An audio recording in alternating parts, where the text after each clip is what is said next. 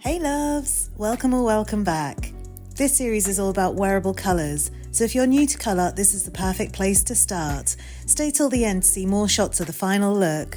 To begin the eyes, I'm using a light cream shade from Kiko to carve out my brows and add a neutral highlight. Next, I'm applying this deep sand shade from Bobbi Brown using a large eyeshadow brush, blending it above the crease in sweeping motions and extending it into the outer corner. Using a slightly smaller brush, I'm layering on this rich brown shade from Kiko, blending from the crease to create a smooth transition, buffing into the first shade. I'll also extend this shade into the V and outer corner.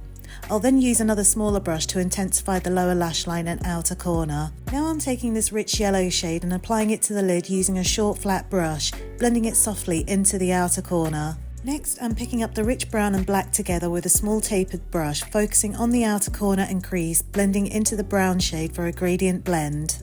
I'm now going to tightline both the lower and upper waterlines for added depth. I'll then use a short angled brush with black eyeshadow and buff this into the lower lash line for depth, then soften the line with a pencil brush. For a softer take on a classic winged liner, I'm using the Kiko black eyeshadow with an angled brush. I'll then add this gold shimmer on a short detail brush and apply to the inner corner to highlight. Finally, I'm taking the Kiko liquid liner to draw a precise inner corner point, giving the eyes a lifted V-line effect. Before mascara, I'm priming my lashes for extra volume, then applying a volumizing mascara from root to tip. To finish, I'm adding MAC false lashes for lift and drama. I'm now going to finish off the face by contouring just under the cheekbones, along the bridge and tip of the nose.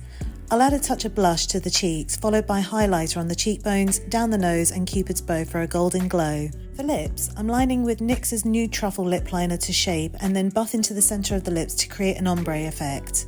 Then I'll apply Revolution's Lemonade Glitter lip gloss for a high shine glam finish. And that's the final look. If you found this tutorial helpful, give that like button a hug and subscribe. Sharing is caring, so feel free to send it to a friend or reach out for collabs.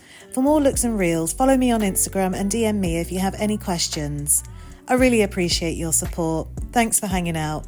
Stay awesome and I'll see you in the next one.